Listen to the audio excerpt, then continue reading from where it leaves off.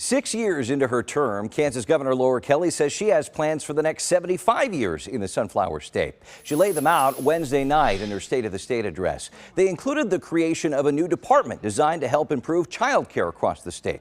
The governor tasked another department with working to solve the water crisis taking shape in western Kansas, and she pledged millions more dollars toward making sure Kansans have access to drinking water.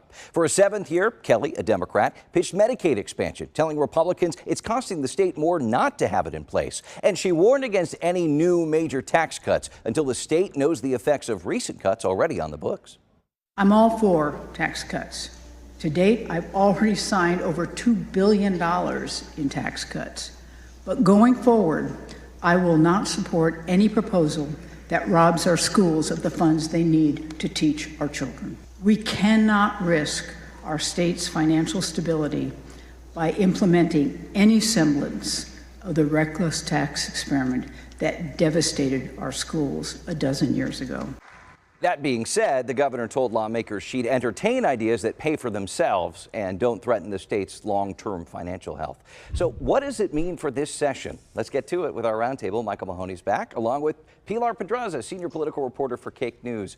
Mahoney, as much as this speech looked ahead to the rest of the century, the governor packed in some cautionary tales about disasters in the past, too. Right. One of the standard talking points of the Laura Kelly administration has been the reckless decisions made by the Brownback administration. That was that reference that she made there. And she said that she would consider or at least be open to some tax reform this year, but she preferred it to be a year down the road when they would see the full effects of the $2 billion tax cuts that have just gone on the books here. But this was fully fund the schools, let's not go back into the Brownback era. And then she interestingly spent a lot of time talking about water, which is a big issue going forward. Right, and a bipartisan issue that House Democrats have told me, hey, we should be able to get something done on that because everybody needs water to live. Pilar, let's talk taxes. You know, we know Republicans want property tax cuts. The Speaker has told us that. The corporate tax cut, the governor says, is a non-starter. They have a supermajority, though, so what should we expect?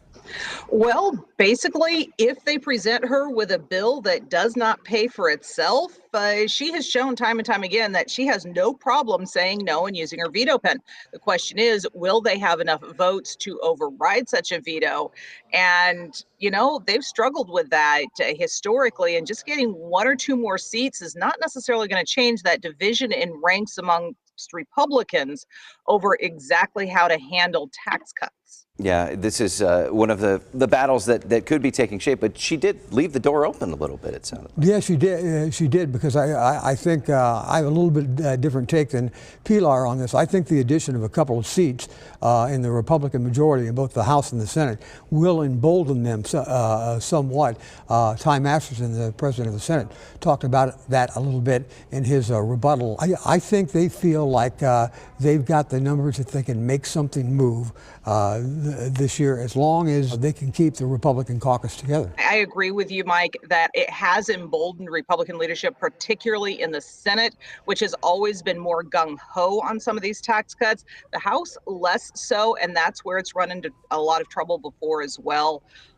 So while I think they are going to push harder, I agree with you on that, I don't see them having as much success as they think they're going to have, because once it gets down to the nitty-gritty, you've got a lot of differences amongst the various groups within the Republican Party up here. Yeah, that's a good point.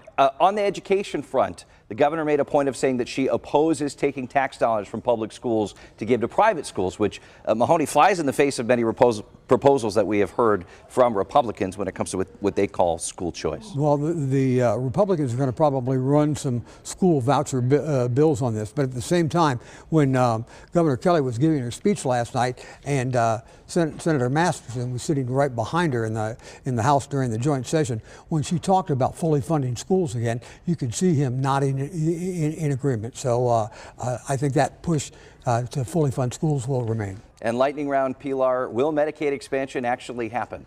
And if so, what did Democrats give up in return? No. I can't imagine what all Democrats would have to give up to get Medicaid expansion even up for debate, let alone actually pass it. I just don't see leadership letting it happen. They are adamant against it. It would take a revolt from a major portion of the Republican supermajority to make it happen. All right. Yeah, well, it's the seventh proposal from Governor Laura Kelly. So we'll leave it there for now. Pilar Pedraza, Michael Mahoney, thank you so much.